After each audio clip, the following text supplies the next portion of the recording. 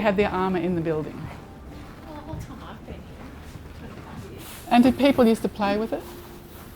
No comment. Was that you? No comment. I've heard stories. Have you? Oh, I just disputed that. We're going to move this onto there. Right, I'll go on. One, on the count of 3. 1, 2, 3. Okay.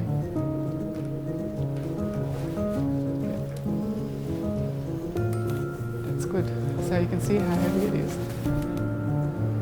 Working in conservation, we get to look up close, very close, and to handle the collection, which is a pleasure and a privilege for us. The armour certainly has a huge amount of cultural significance. So this piece is the back of the armour. And when it's on display, you can't see this information on the inside. There's a couple of painted letters. It says D. Kelly, which stands for Dan Kelly. At one time, this piece was thought to belong to Dan. It's since been attributed to Ned. But we don't remove it, it's part of its history now. Some of the marks on the armour that I can see when I'm examining it are explained and confirmed in the literature. These marks here are the bullet marks. I'm not sure, even wearing this armour, how he survived the rain of bullets that were sent in his direction. He must have been quite a strong person.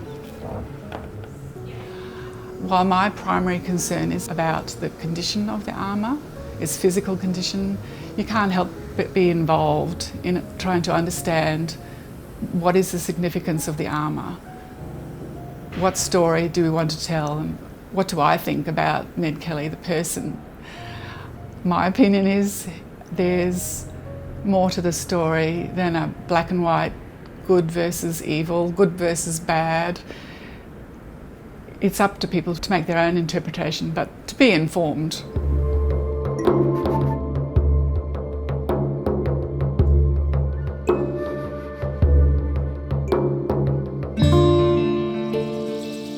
There's been a lot of planning involved in moving the armour. It's an iconic piece of our collection. I was confused by that originally. Why does the library own the armour? This is a library full of books, but we actually have a very diverse collection and the armour forms part of the collection.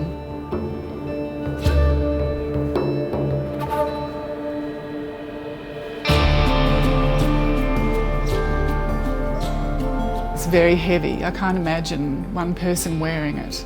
The helmet itself weighs 8 kilos. The armour as a suit, it weighs over 45 kilos.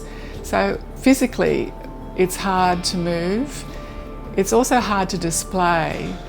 Parts of the armour that held it together don't exist anymore. So we've had to build a structure underneath that you can't see to hold the armour to appear as if it's being worn. We have some new technology that we're introducing into the showcase that will help us record the environment within the showcase to make sure the armour is preserved for as long as possible.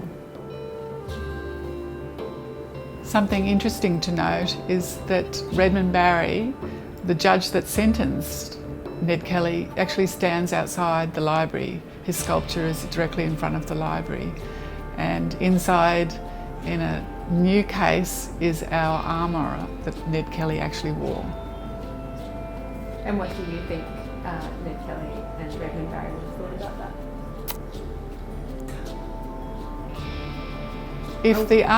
If the armour could speak, I'm sure it would tell us some interesting stories.